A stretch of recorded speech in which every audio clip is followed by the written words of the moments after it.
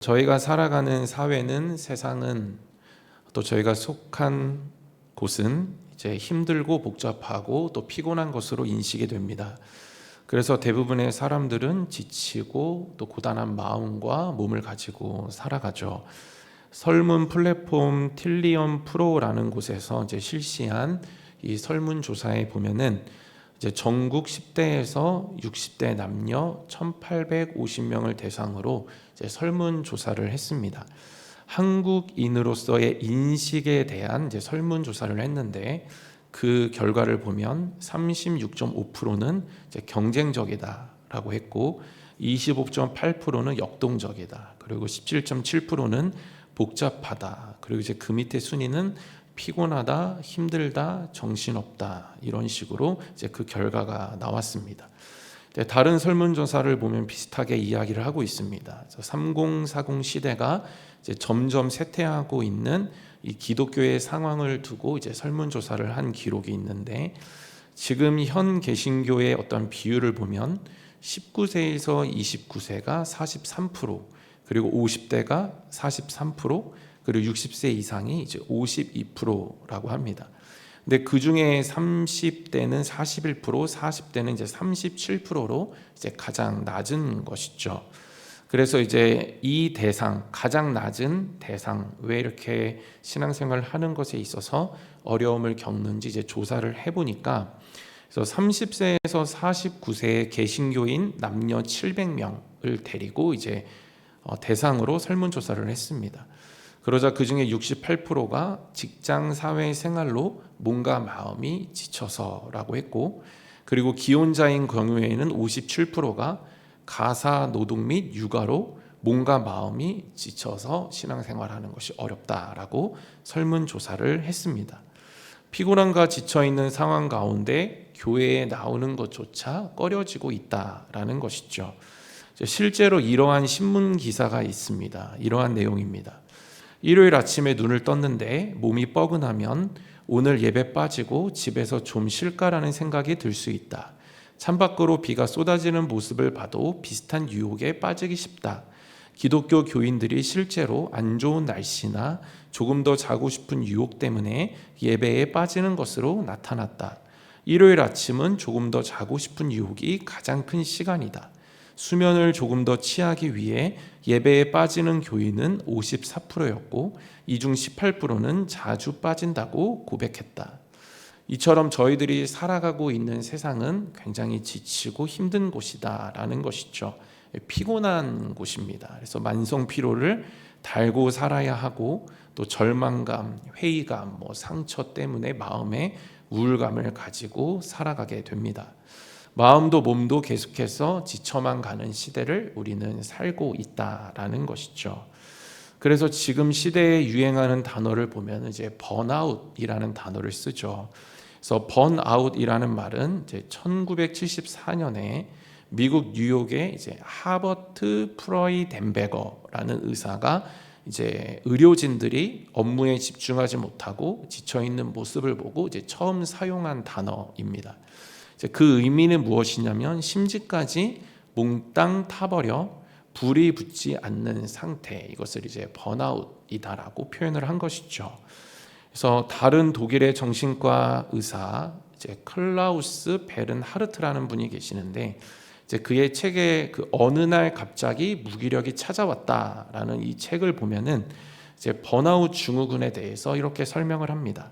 정신력이 스트레스를 버틸 수 없는 한계에 이르면 마지못해 내리는 비상용 차단기가 이 번아웃이다. 그러니까 눈앞의 일을 스스로 우리는 잘 멈추지를 못한다라는 것이죠. 그래서 우리의 몸이 막 신호를 보내는 거예요. 우리가 스스로 멈출 수가 없으니까 이제 몸이 계속 신호를 줘서 멈추게, 강제로 멈추게 하는 것이죠. 그래서 우리를 강제로 파업하게 만드는 그 심리적인 원리가 바로 번아웃이다라는 것입니다. 그러니까 이렇게 번아웃이 와서 멈추게 해야 그때서야 멈추게 되어지는 안타까운 시대가 지금 현실이라는 사실이죠. 이렇게 지쳐도 그래서 몸이 반응할 때까지 자신을 이렇게 소진시키면서 살아가는 그러한 이유는 무엇이냐면 이 세상에서 살아남아야 하기 때문입니다. 열심히 살아야 하죠. 자신의 몸과 정신이 더 이상 버틸 수 없을 때까지 열심히 살아가야 합니다.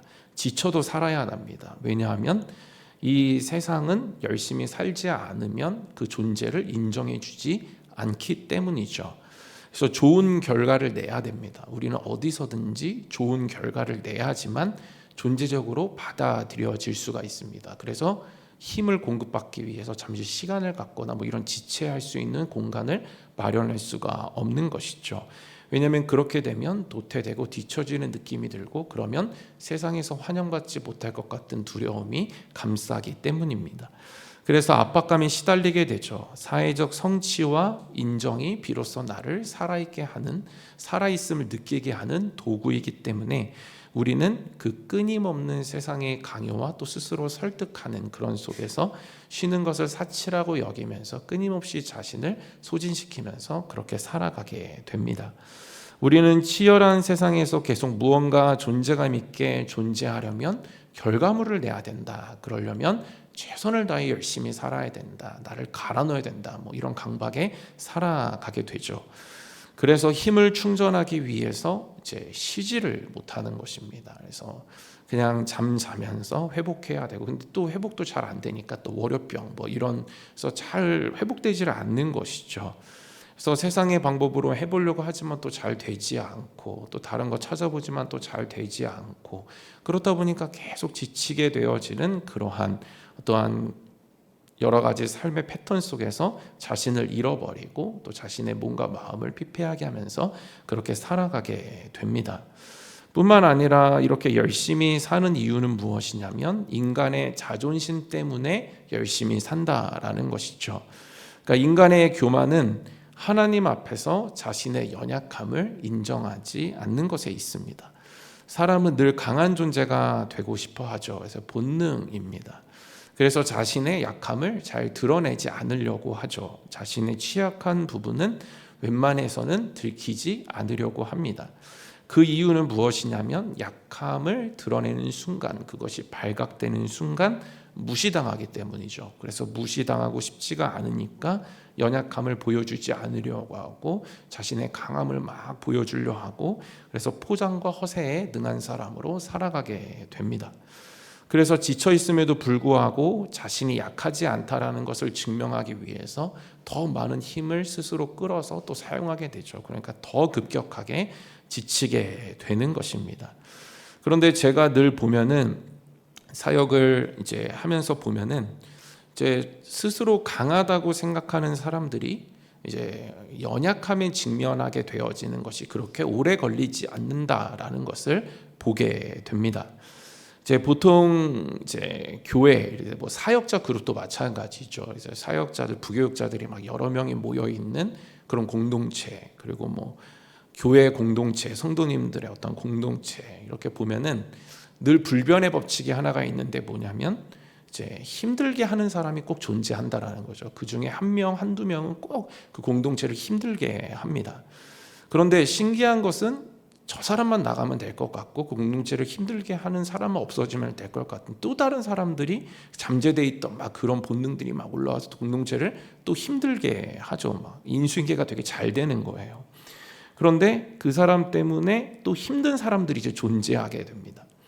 그런데 이제 그 힘들게 하는 사람은 빼고 이제 힘든 사람이 있는 거예요. 근데 힘든 사람이 있는데 그 사람이 이제 어떤 사람을 찾아갔어, 어떤 성도를 찾아가거나 어떤 교육자를 찾아갔는데 이제 이야기를 하는 거예요. 나 저 사람한테 너무 힘들다, 막 이야기를 했는데 이 사람이 이제 자극을 받은 거죠. 근데 아직 이 이야기를 듣는 사람, 그래서 힘든 사람이 이제 찾아갔는데 이 이야기를 듣는 사람은 아직 이 사람에 대해서 덜 당한 거예요. 그러니까 자기는 이제 자극이 없잖아요. 그러니까 뭐라고 이야기를 하냐면 공감하기보다는 이제 거기에 대해서 막 답을 이야기해 주는 거예요. 뻔한 답을 막 정답을 이야기하기 시작하는 거예요. 그러니까 이제 뭐라고 그 이면에 생각이 있고 또 말을 어떻게 하냐면 뭐 이렇게 나는 괜찮은데 뭐 이런 표현을 쓰는 거예요. 나는 괜찮은데 뭐 품어, 뭐 이해해야지, 뭐 밥 한 번 먹어, 뭐 이런 식으로 이야기를 하는 거예요. 그래서 이제 제가 아는 어떠한 예전에 사역지에서 여자분 두 분하고 이제 갈등이 있었어요. 그 남자분 두 분하고 갈등이 있었어요. 근데 여자분하고 남자분하고 이제 이야기할 일이 있었어요. 근데 여자분이 갑자기 남자분한테 둘이 밥 먹고 풀어 그랬더니 그러면 전도사님이나 밥 먹고 풀으세요 그랬더니 내가 왜? 뭐 이렇게 되는. 그러니까 자신은 굉장히 막 강한 것처럼 얘기하지만 똑같은 상황에 딱 처하게 되면은 이제 거기서 더 힘들어하는 거예요. 그래서 막 이야기를 이제 막 했는데 공감도 안 해주고 막 답을 이야기해요. 그러면서 그런데 이제 이 사람은 모든 사람이 힘들게 하잖아요. 그러니까 이 사람이 또 이 사람한테 자극을 끼치는 날이 반드시 오거든요. 그러면 더 힘들어하는 거예요. 본인은 막 잘할 수 있고 것처럼 나는 괜찮은데, 나는 저 사람 품을 수 있는데 막 그렇게 막 비아냥거리면서 조언하고 막 해놓고 본인이 마치 그 상황하고 그 관계에 또 처하게 되면 더 힘들어하는 거예요. 더 눌려 있고 뒤에서 더 이야기하고 더 근심하고 그렇게 살아가는 것입니다. 실제로 이러한 일들을 저는 많이 보고 지금까지 왔습니다. 그러면서 느끼는 것은 뭐냐면 사람은 자기가 강하다라고 생각을 하지만 정작 똑같은 상황이나 똑같은 관계나 똑같은 자극에 처하게 되면 결국엔 같이 무너지게 된다라는 것이죠.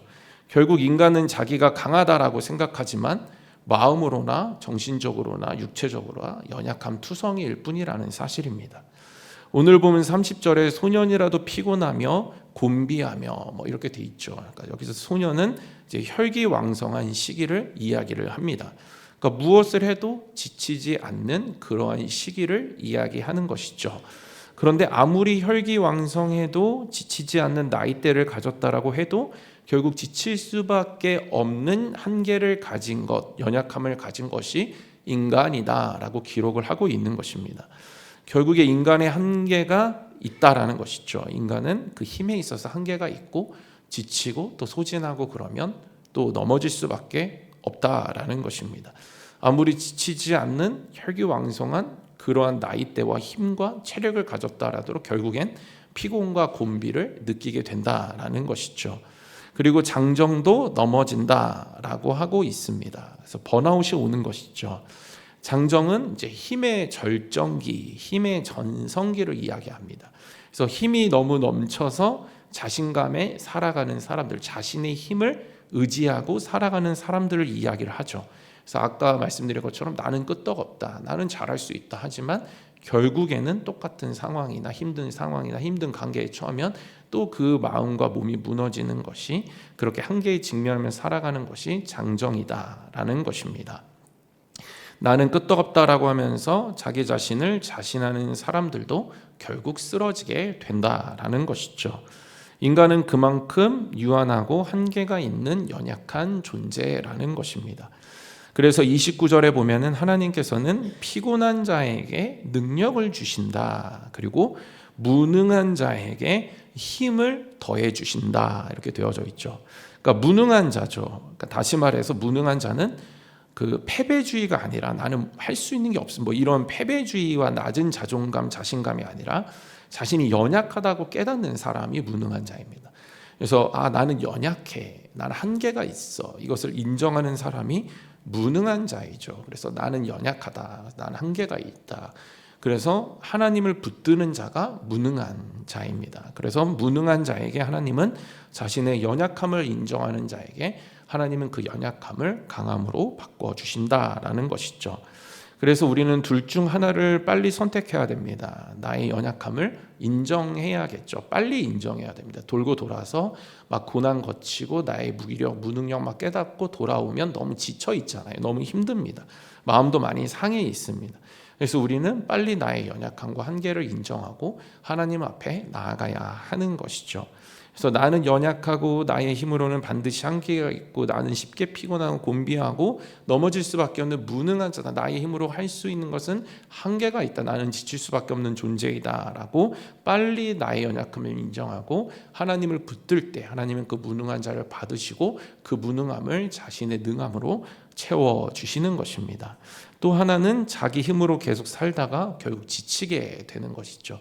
하나님 그냥 두시는 거예요. 힘을 다 빼야 되는 것이죠. 그래서 사람이 물에 빠지면 그냥 힘이 다 빠질 때까지 둔다라고 합니다. 그 사람이 힘이 있을 때 들어가면 오히려 같이 끌어당긴 힘이 강하기 때문에 오히려 밖에서 그 사람이 힘이 빠질 때까지 기다리는 거예요. 힘이 다 빠지면 그때 이제 구조대가 들어가서 사람을 구하는 것이죠. 이처럼 하나님도 자기 힘으로 막 살려고 하고 장정이라고 자신하고 막 강하다 그러고 막 이런 사람 그냥 두십니다. 자기 힘 다 빠질 때까지 두시고 아무 힘이 없어서 하나님이 진정 힘이십니다라고 고백할 때까지 하나님 두시고 그런 깨달음으로 나오게 하시고 그랬을 때 하나님은 그러한 자도 받으시고 자신의 힘으로 채워 주십니다. 그래서 때로는 고난이 하나님의 힘으로 사는 법을 배우게 한다라는 것이죠. 터득하게 한다라는 것입니다. 그래서 값진 것입니다. 예를 들면은 어떤 청년이 이제 취업을 하는데 스펙도 외모도 다 자신이 있는 거예요. 자신 좋은 대학 나왔고 외모도 좋고 자신이 있는 거예요. 그래서 자기의 힘으로면 충분하다라고 이제 생각을 한 것이죠. 그런데 넣는 회사마다 잘 되지를 않는 거예요. 이 청년에게는 이것이 고난인 것입니다.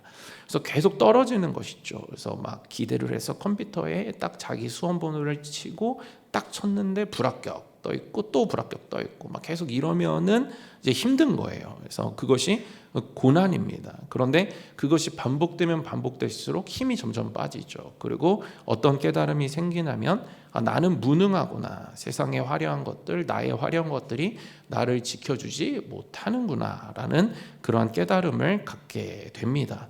이것이 축복이다라는 것이죠. 그래서 고난은 하나님의 힘으로 나의 무능함을 깨닫고 살게 하는 진정한 복의 통로가 되는 것입니다. 깨닫게 된 무능함을 가지고 우리는 하나님을 붙들게 되죠. 그래서 그 청년이 만약에 깨닫고 그래서 이제 합격을 합니다. 그러면 그 청년은 합격해도 이제 하나님의 힘으로 사는 법을 거기서 터득했기 때문에 자신의 힘으로 살지 않겠죠. 그 원리를 알았기 때문에 앞으로도 하나님의 힘을 간구하면서 그 힘으로 살아가게 되는 것입니다. 그래서 복이다라고 얘기하고 있는 것이죠. 약함을 인정할 때 하나님의 능력이 우리에게 부어지는 것입니다. 그래서 우리는 자꾸 본능적으로 내가 스스로 강하다라고 착각하고 이러한 것을 직면하고 나는 연약하다, 무능하다, 빨리 나를 인정하는 것이 필요합니다. 그래서 문제가 생기면 자꾸 내 에너지, 힘, 경험, 생각, 방식, 내가 가지고 있는 것 이거 가지고 자꾸 해결하려고 하기보다는 하나님을 바로 붙드는 것이 필요하다라는 것이죠. 강함을 증명해 보려고 애쓰기보다는 하나님의 강하심을 믿고 그 앞에 바로 엎드리는 겸손한 자세가 우리에게 있어야 한다라는 것입니다. 그럴 때 피곤하지 않고 곤비하지 않고 넘어지지 않고 우리는 계속해서 주님의 힘주심 속에 일어나서 주님 주신 일들을 잘 감당할 수가 있는 것이죠. 하나님은 우리가 지쳐서 쓰러지기를 원하시지 않기 때문에 오히려 때로는 또 그것을 깨닫게 나의 무능함을 깨닫게 하셔서 우리의 약함을 보게 하십니다. 그러나 이것이 축복인 것이죠. 그래서 우리는 날마다 이 두 개를 놓고 고민해야 됩니다. 빨리 나의 무능함을 인정할 것이냐 아니면은 여러 가지 아픈 상황들을 통해서 나의 무능함을 깨달을 것이냐. 그래서 우리는 빨리 선택하고 그래서 전자를 선택해서 하나님만 붙들고 하나님의 힘으로 공급받아 살아가야 합니다. 그래서 우리는 이제 빨리 연약함을 인정해야겠죠. 그래서 유한하고 한계가 있다. 이렇게 깨달아야 합니다. 그런데 하나님의 힘을 이제 나의 무능함을 깨닫고 정말 나의 힘으로는 한계가 있다라는 사람은 한계가 없는 하나님의 힘을 이제 갈망하게 되겠죠. 근데 그러한 사람이 하는 행동이 무엇이냐면 이제 하나님이 힘의 원천이다라는 사실을 믿고 그 앞에 나아간다라는 것입니다. 그래서 힘을 공급받는 그 자리가 어딘지를 비로소 알게 되는 것이죠. 그래서 진짜 힘의 원천은 하나님이시다라는 믿음을 가지고 하나님 앞에서 그 힘을 공급받기 위해 그 자리를 끝까지 지켜내게 되는 것입니다. 제가 늘 절실히 하나님의 힘 주심을 느낄 때가 언제냐면 이제 금식할 때예요. 그래서 예전에는 막 3일도 하고 일주일도 하고 막 금식을 했었는데 금식을 할 때 보면은 힘이 없어질 것 같지만 더 기도가 길어지고 예배할 때에 더 뭔가 지쳐서 막 누워서 예배를 드리고 이런 것도 아니고 기도원에 들어가면 더 뭔가 이렇게 몸도 마음도 영혼도 계속 활력이 있다라는 것을 이제 금식할 때 저는 이제 강하게 느끼게 됩니다. 정말 금식하면 음식물에 의지하지 않는 비로소 정말 너무나도 지칠 수밖에 없지만 하나님의 힘은 한계가 없고 그것을 붙들어 주심을 그때는 강력하게 저는 느낀 적이 있습니다. 진정한 힘은 하나님의 힘 주심에 있다라는 것이죠. 우리가 약함을 고백할 때 하나님은 자신의 강함으로 채워주시는 것입니다. 그 강함으로 살 때, 힘 주심으로 살 때 우리는 이 지칠 수밖에 없는 세상을 뛰어넘어서 우리를 보내신 그곳에서 오히려 힘이 남아서, 하나님의 힘으로 살기 때문에 오히려 힘이 남아서 그 힘을 가지고 다른 것들을 또 하면서 그렇게 복된 통로로 살아갈 수가 있는 것입니다. 인간의 방법으로 힘의 공급처를 찾고 해봤자라는 것이죠. 더 공허해지고 더 다른 거 채우려고 하고, 그래서 그렇게 쉬어봤자 그게 월요일에 느끼는 한계는 뭐냐면 월요병이 어쩌고저쩌고 하면서 오전에 힘들다 뭐 그런 이야기들 뿐입니다.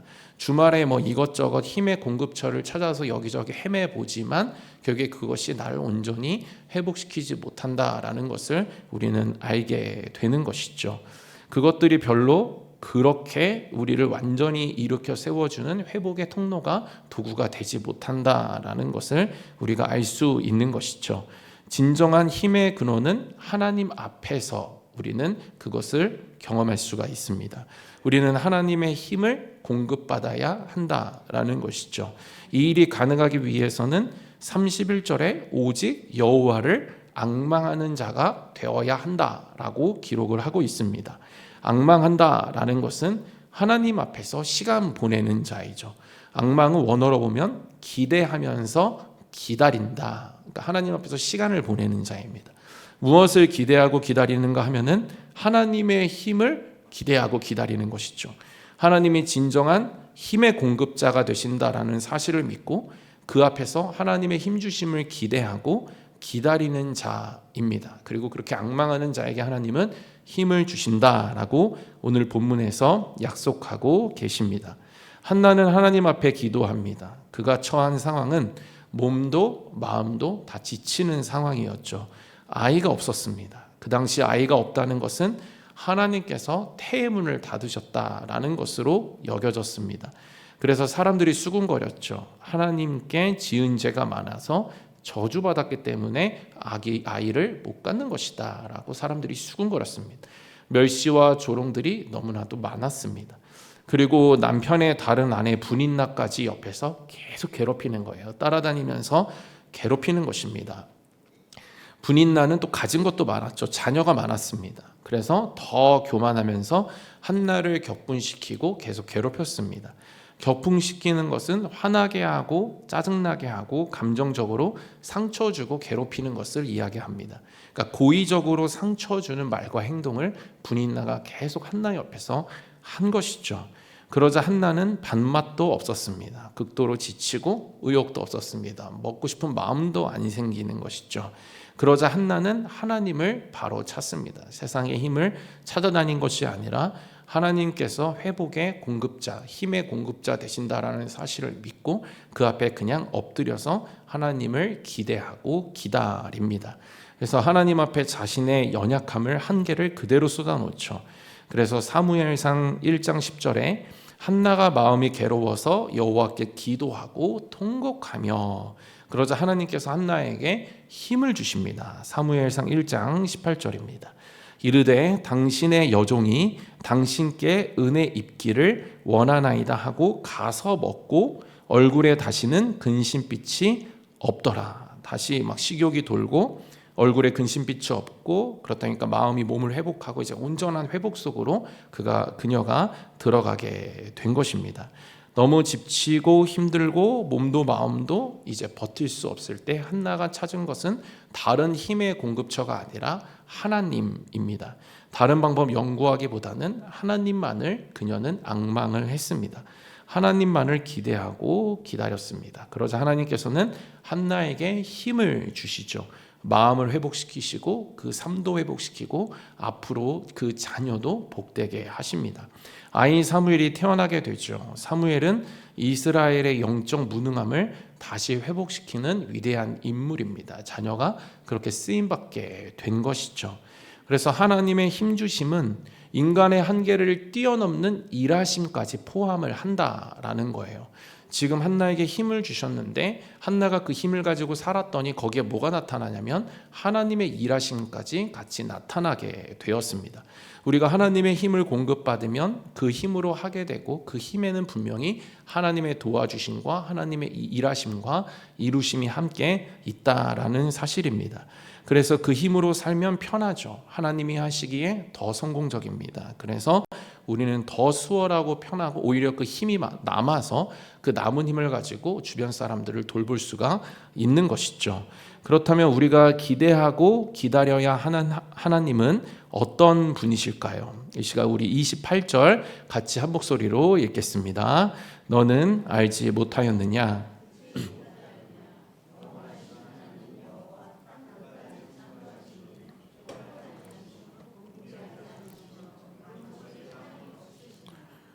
그 하나님은 영원하신 하나님이시다라고 하고 있죠.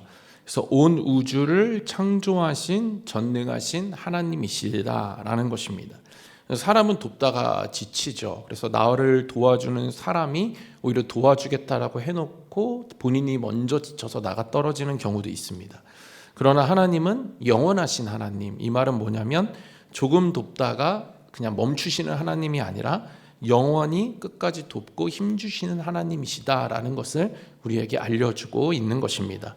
그분은 전능하시고 능치 못하실 일이 없으시고 그 능하심으로 도와주시는 전능하신 영원하신 신실하신 하나님이시다라는 사실입니다.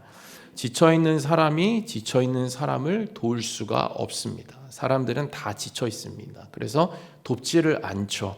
자기밖에 모릅니다. 도울 수가 없습니다. 그렇게 살다 보니까 어쩔 수가 없는 것이죠. 그래서 자기가 먹고 자기가 사는 문제에만 갇혀서 자기만 생각하면서 살아갈 수밖에 없습니다. 왜냐하면 그냥 지쳐있기 때문이죠. 여유가 없는 것입니다. 그러나 하나님은 피곤하시지도 않고 곤비하시지도 않는다라고 하고 있습니다. 그분은 사람과 다르다. 그분의 도우심과 그분의 힘주심은 우리와 다르다라는 것이죠. 그분은 그 자체가 충만하시고 그 충만한 능력과 그 힘으로 우리에게 날마다 공급해 주실 수 있으시고 우리는 그 충만한 힘을 공급받을 때 모든 한계를 뛰어넘어 우리의 역량을 뛰어넘어 주님의 능력으로 살아갈 수가 있는 것입니다. 말씀을 마무리하겠습니다. 여호와를 앙망하는 것은 하나님과 교제하는 자리를 지키는 것이죠. 그 자리에서 하나님을 붙들면 하나님은 31절에 독수리가 날개치며 올라감 같은 새 힘을 부어주신다라고 기록을 하고 있습니다. 그러니까 독수리가 날개쳐 올라감 같은 새 힘. 그래서 두 가지를 얘기하죠. 여기서 독수리가 날개쳐 올라가는 것은 한계가 없는 힘을 이야기합니다. 엄청난 힘을 얘기해요. 그러니까 여기서 날개라는 단어에서 이 파생된 단어가 이 비행기입니다. 그러니까 비행기와 같은 힘을 생각해 봐야 한다라는 것이죠. 아무리 많은 짐이 있고 아무리 많은 사람을 태워도 비행기는 그냥 올라갑니다. 한계가 없죠. 엄청난 힘이 있습니다. 우리의 상식과 역량을 뛰어넘는 엄청난 힘을 제공해 주신다. 독수리와 같은 날개쳐 올라간과 같은 힘이 바로 이런 힘이다라는 것이죠. 그리고 하늘로 올라가면 장애물이 없습니다. 이것은 실제로 장애물이 없다라는 것이 아니라 우리가 장애물에 영향을 받지 않는 힘을 제공해 주신다라는 것이죠. 우리가 살아가는 세상은 장애물이 있습니다. 그러나 하늘로 올라가 버리면 장애물은 없어져 버리는 것이죠. 장애물은 힘이 있으면 뛰어넘을 수 있다라는 거예요. 그래서 우리가 보통 상처를 받을 때 마음이 약해 있을 때 상처를 받죠. 우리 마음 막 기쁘고 풍성하고 건강함이 있고 막 그 안에 뭔가 이제 윤택한 것들이 막 있으면 은혜가 있으면 뭐 별로 상처받는 말을 해도 그냥 뭐 웃으면서 넘길 수 있습니다. 그러나 마음의 힘이 지쳐 있으면 마음과 막 여러 가지 것들이 막 지쳐 있으면 별거 아닌 말에도 막 의미 있게 받아들이고 막 그것 가지고 막 반응하고 하는 것이죠. 그러니까 몸도 마찬가지입니다. 힘이 있으면 이것저것 다 할 수 있죠. 뭐 달리기를 하더라도 예를 들면 뭐 3km 뛰고 5km 뛸 수 있고 5km도 남는 힘이 있고 그래서 옆에서 뭐 다른 사람들 같이 뛰는 사람들 받쳐줄 수 있고 뭐 이렇게 할 수 있는 것입니다. 그러니까 장애물이 있지만 하나님이 힘 주시면 독수리가 날개쳐 올라간 것 같이 해서 하늘로 올라가는 거죠. 그래서 장애물에 영향을 받지 않는 힘을, 마음과 몸의 힘을 하나님께서 그렇게 제공해 주신다라는 것입니다. 장애물이 있어도 그것을 뛰어넘어 승리하는 힘을 하나님께서 부어주신다라는 사실이죠. 저는 저와 여러분 모두가 진정한 힘의 원천이 하나님께만 있다라는 사실을 어느 순간에도 믿으시기를 소망하고, 그래서 하나님 앞에 머무는 시간이 많고 앙망하고, 그래서 하나님께서 주시는 그 힘, 그 힘과 그 일하심, 그것으로 많은 삶 속에서 지칠 수밖에 없지만 오히려 하나님의 힘 주심과 하나님이 도와주심으로 많은 것들을 능히 이기고 극복하고 넘어서서 이루시며 살아가시는 저와 여러분들 모두 되시기를 주님의 이름으로 축원드립니다.